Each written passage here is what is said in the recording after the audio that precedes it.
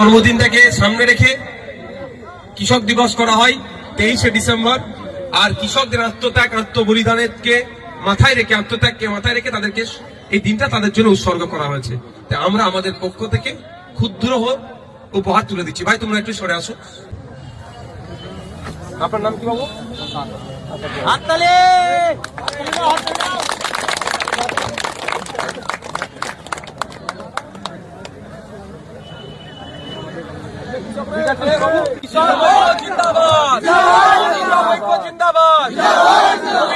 স্বামীনাথন কমিশনের সুপারিশ বাস্তবায়ন করতে হবে।